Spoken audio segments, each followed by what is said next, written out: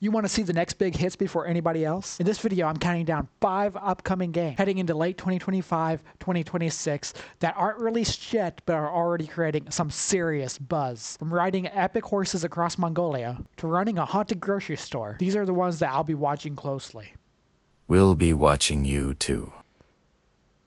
Hi everyone, for those who don't know, I am Nomadic Bule and I love diving deep into games that are not fully released yet, whether they be demos, early access, or so on. But today, instead of diving deep into the game, we're going to look at what is to come in the future. As always, I'll highlight what looks intriguing, what looks concerning, and what I hope they bring upon their release. So let's dive in and let's take a look at what we know so far about these upcoming games and why we should be watching them closely for when they release.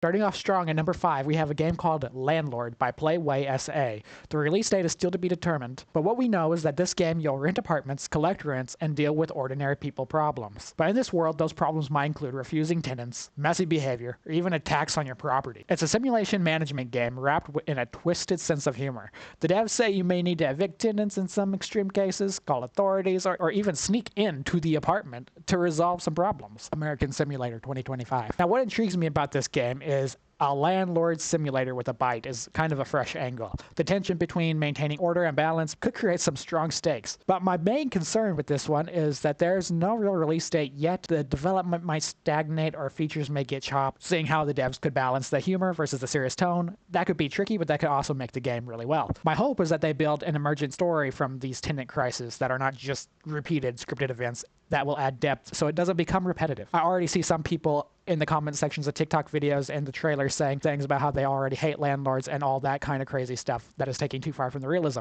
Try to put your hate aside from your own rent-paying tendencies and enjoy the fun of being in a video game where the money is fake and the problems also fake, but the fun stays real.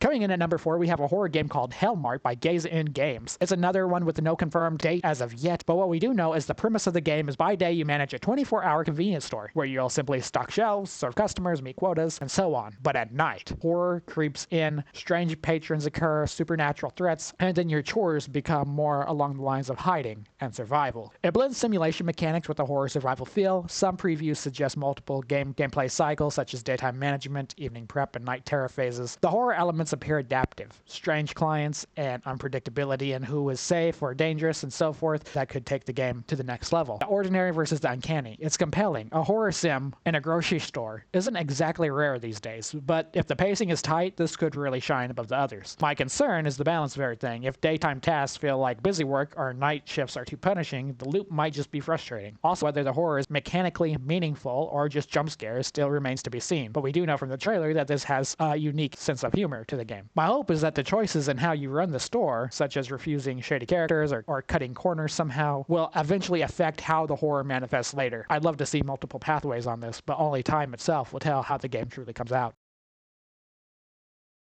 Number 3 is Join us by Wolfhouse Games. It's slated to come out in 2026. What we know is Join us. You head to rural terrain to build your own cult franchise. Yes, like Far Cry 5, except you're Joseph Seed. You'll recruit NPCs, such as farmers and doctors, and many other trades using a cult vision to spot useful people and even possess cult members as a control mechanic. The real twist of this is your cult's belief system is dynamic. Paths are rumored to be able to lead to things such as druid worship, UFO fascination, or extremisms of multiple kinds. Overall, your ideology can affect the gameplay trade-offs, such as, moving to cannibalism may have consequences. This game's also set to be going on a co-op support leading to 1 to 4 players, combining survival, base building strategy, and undoubtable humor. What's really pulling me into this game specifically is the belief tree system.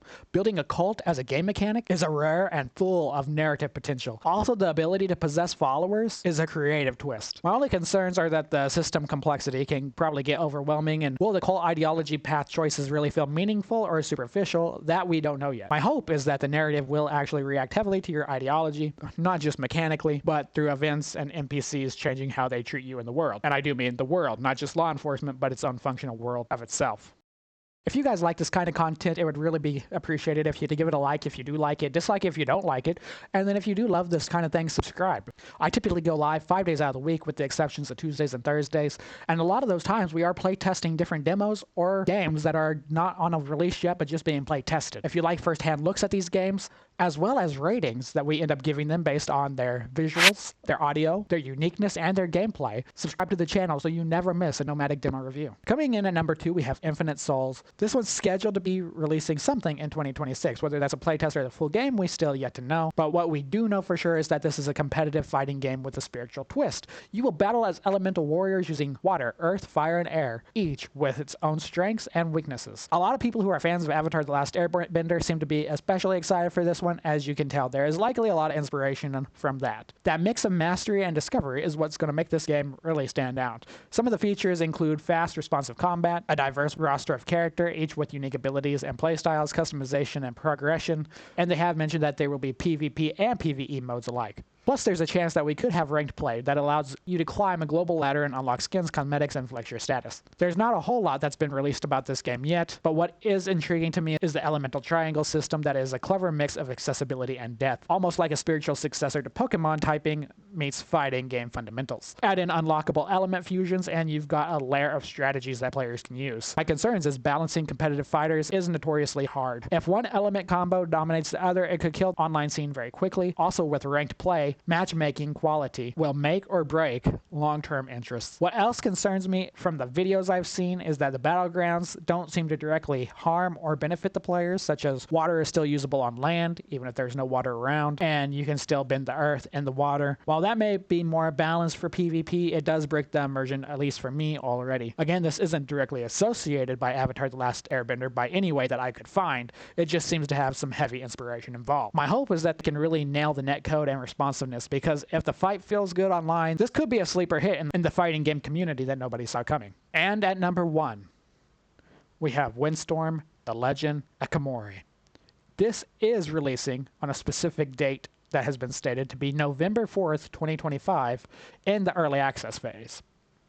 Now, what we know about this is that this is a horse-based open-world action-adventure set in 13th century Mongolia. You play as a courier rider across vast landscapes, forging your bond with the horse and doing deliveries, likely to have some survival and exploration elements involved. Supposedly what we know is that you'll be able to breed, train, and specialize your horse to handle terrain, stamina, weather, with the game planning to lean heavily into a realistic horse behavior. It's rumored the devs expect the early access period to last maybe around 12 months. Content like quests, full story, better performance, localization, and new map areas are planned to evolve over time, which is something that makes me feel good and I am glad to hear. This game already had a successful Kickstarter campaign, far surpassing its original goals, and it's also noticeable that Alice Rupert, a horse games expert, has supposedly been involved as a consultant to address past critiques of horse mechanics and games, and her involvement to me at least gives it some extra credibility. What stands out to me is it's a very niche but passionate audience that they are aiming for. It's arguably the rare horse game done with care and weight. This could have immersive survival mechanics such as terrain, weather, stamina, route planning. These make gameplay meaningful and not just scenic, and it seems to have a strong community-driven development. Early access plus Kickstarter means that they can really adapt to feedback. The potential issues I do see with this is that the ambition versus resources,